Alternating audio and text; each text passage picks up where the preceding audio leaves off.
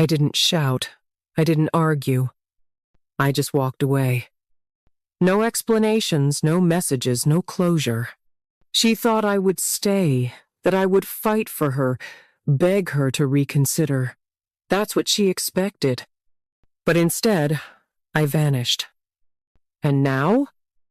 Now she's the one searching for me, desperate, broken, and drowning in the regret she never thought she'd feel. But the difference is, I'm not the man she left behind. It didn't happen overnight. The signs were there: the sudden distance, the forced smiles, the late nights that never had real explanations. But I ignored them. I trusted her. Until the day I couldn't anymore. I wasn't looking for proof. I wasn't trying to catch her in a lie. But sometimes the truth doesn't wait for you to find it, it forces itself into your hands. A message. A simple text flashing across her phone screen, left carelessly on the table. Last night was amazing. I can't wait to see you again. I didn't react. I didn't move. I just stared at the words, my mind going numb.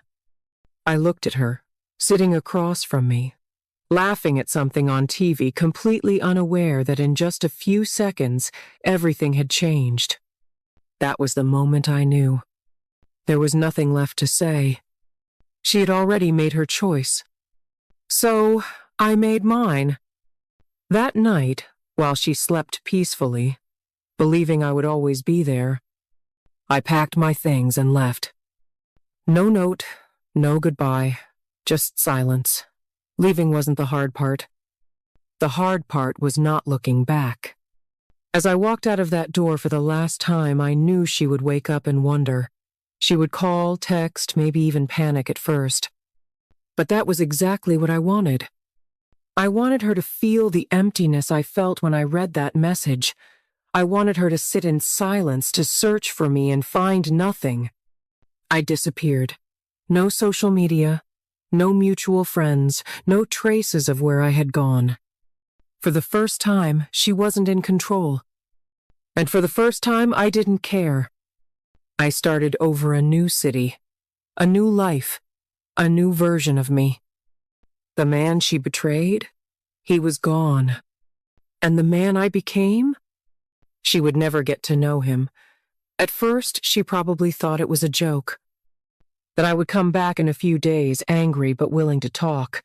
That I would eventually break the silence, ask for an explanation, beg for closure. But days turned into weeks.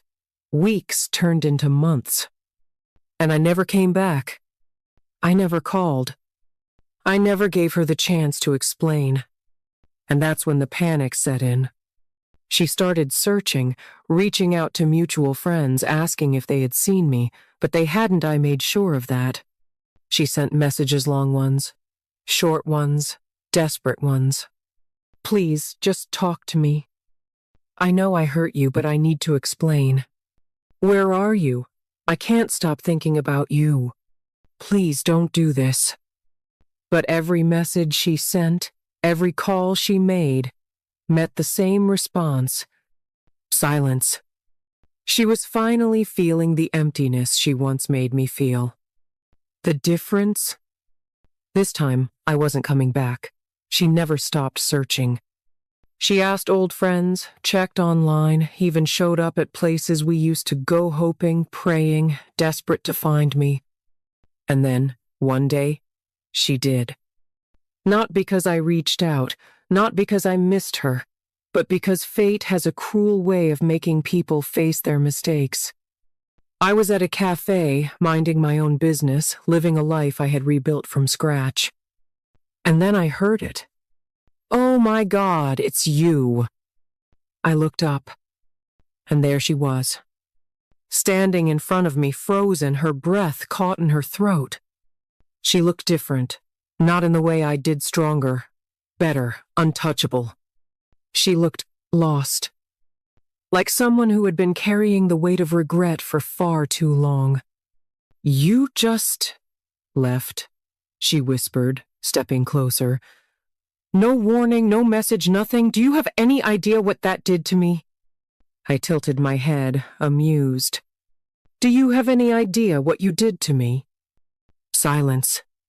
She had no answer. Because we both knew the truth, this was never about me leaving. It was about the fact that I never looked back. She sat across from me, her hands trembling slightly as she clutched her bag like it was the only thing keeping her grounded. Her eyes searched my face as if trying to find a trace of the man she once knew. But that man was gone. I've been looking for you, she said, her voice quieter than I remembered. For months. I didn't react. I just took a slow sip of my coffee, my expression unreadable. I know. Her eyebrows knitted together in confusion. You know? I leaned back, exhaling slowly. Of course. Her lips parted slightly. Then why? She hesitated, her voice dropping even lower. Why didn't you ever respond? I tilted my head, amused. Because I didn't want to. Her face faltered. That wasn't the answer she was expecting. She had prepared for anger, maybe even pain. But indifference? That was something she hadn't prepared for. I know I hurt you, she continued, her voice unsteady now. I made the worst mistake of my life, and I don't expect you to forgive me, but I just... Then why are you here? I cut in, my voice calm, steady. If you know I don't owe you forgiveness, if you know you don't deserve anything from me, then why did you come? She swallowed hard.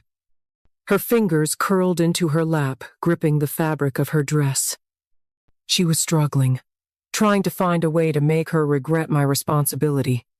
Because, she hesitated, her breath shaky, because I realized too late what I had. I let out a quiet chuckle, shaking my head. No, I said, my voice cold.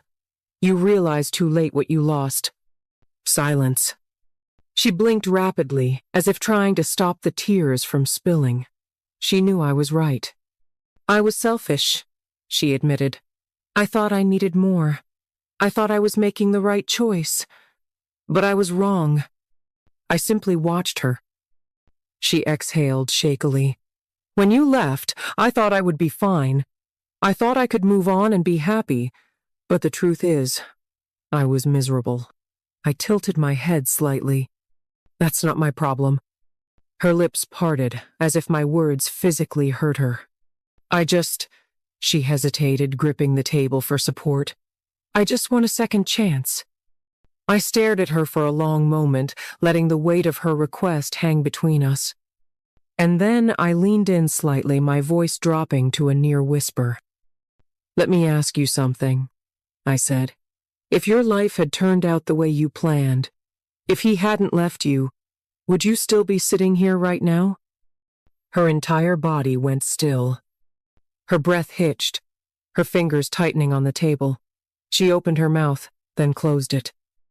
Because she knew. She knew the answer. And so did I. That's what I thought. I pushed my chair back, standing up. I think we're done here, I said, adjusting my jacket. She looked up at me, panic flashing across her face. Wait, please, she whispered. Just don't walk away from me again. I exhaled slowly, staring down at the woman who once meant everything to me. You walked away first, I said.